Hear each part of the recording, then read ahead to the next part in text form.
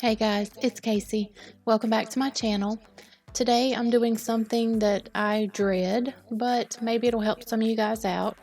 I am going to use a little bit of washi, some dot grid paper, and I'm going to be making a hurricane prep sheet. This sheet will help me in the next couple of days to get everything organized here around the house, make sure we have supplies we need, just in case Hurricane Dorian decides to knock on the door. I guess the track shifted. I actually made this yesterday. Today is Saturday, August 31st, and I guess the track has shifted overnight, so it's looking like Dorian could possibly swipe the whole lower East Coast. So I need to get things together, and I just wanted to try to maybe help some people out. Some people I know are new to the coastlines.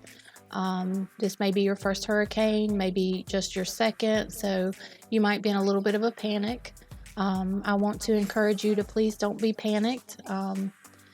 Just stay weather aware, make sure you have everything prepared, and get out in time if you can, if you need to. So I'm using this new sticker book. It's the blue student sticker book, just to use these letters for a title on my page. And I'm using the ruler trick. I think Planning with Bumble is the one who came up with this ruler trick to take your letters and put them on a ruler so that you can line them up straight on your page. So I'm just going to label this Hurricane Prep. I don't know about you, but the past few years, these storms that come through just seem to be very weird, kind of out of the normal of what a hurricane is generally, what is to be expected. In 2016, we had Hurricane Matthew, and it was supposed to be a weak Category 1, but we ended up losing trees, and it was just a pretty wicked storm. And then last year, we had Hurricane Florence, and Hurricane Florence was awful. It was a 4-day hurricane. It was like a 4-day event, and it started on a Thursday and did not leave us until Sunday, and that Sunday was miserable. There were tornado warnings. This was the backside of the storm. We actually got like 24 inches of rain overnight, basically. So we had tons of flooding. We had relief efforts. Our church was doing disaster relief supplies, food, paper towels.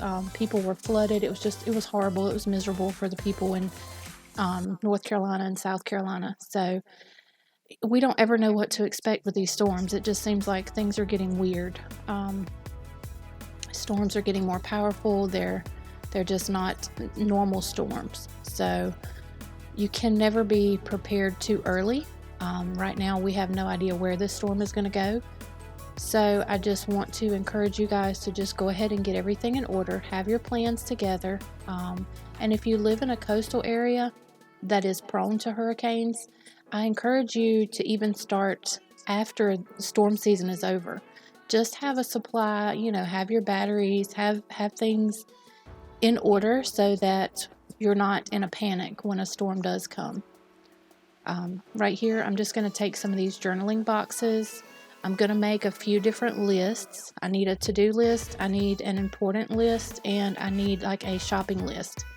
I generally have most everything that we need already on hand, but there are a few things that I'm sure I'll need to go grab before everything gets gone from the stores and things get closed up. And so real quick before I start making my list of things or telling you things to put on your list, I want to go over some things for safety reasons that you don't want to do.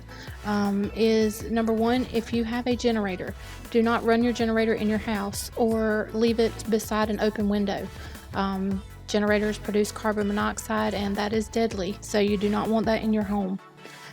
Don't stay in rooms. If you stay during the storm, don't stay in rooms with large trees beside them.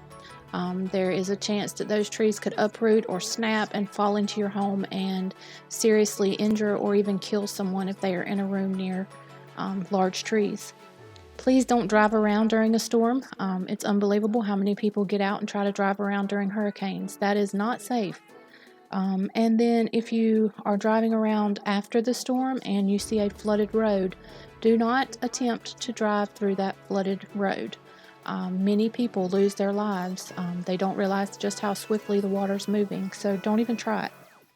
And please don't leave your pets behind unless that is just an absolute emergency, worst case scenario.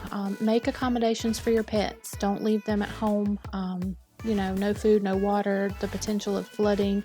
I just think that's a sad situation. So make sure you're making arrangements for your pets as well.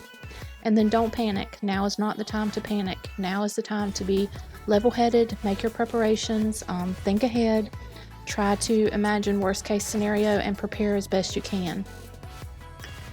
Some things that I'm going to be putting on my list are batteries. You need to have a battery powered radio, so make sure you have the appropriate size batteries. If you have cell service, you will definitely want charging blocks or little charging bricks for your cell phones. You will need a can opener, a manual can opener.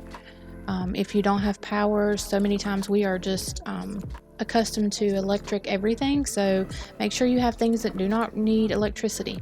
You'll want to have some lanterns. A lot of people use candles. Candles can be dangerous. Anything can happen, so always imagine worst case scenario and prepare best you can to avoid any worst case scenario situation.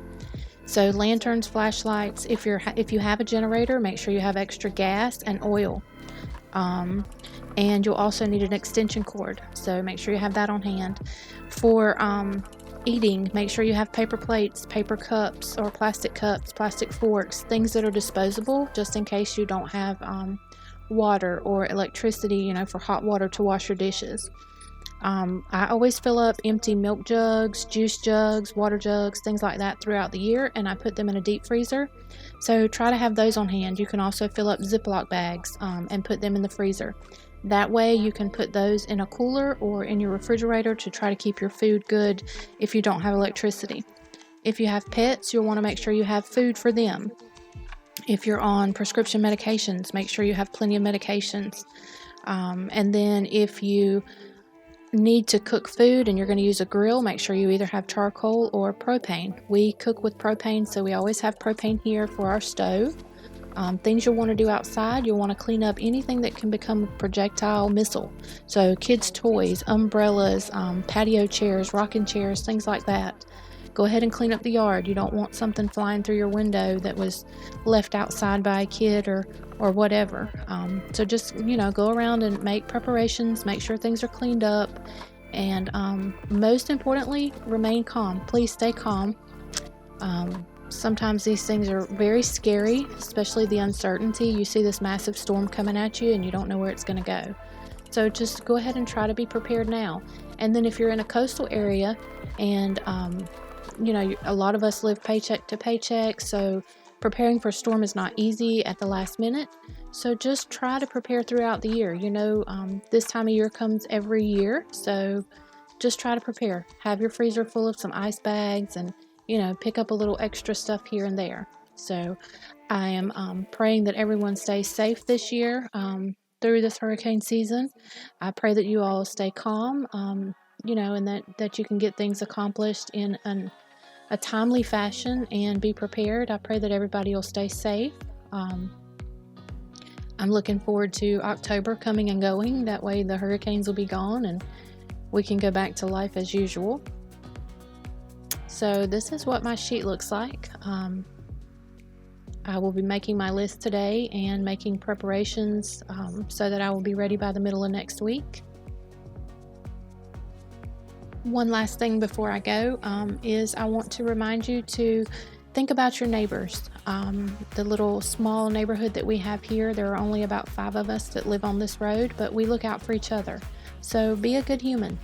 Think about your neighbors. Sometimes if you can afford to make preparations for more than the people that are in your family, that would be great. I know that I always try to stay stocked up because my neighbors have 2 small children. So I always try to think of them just in case, worst case scenario. So like I said, I'm praying that everyone stays safe, and hopefully this hurricane will turn out to sea and leave us, and then we won't have to worry about it. So stay safe, everybody.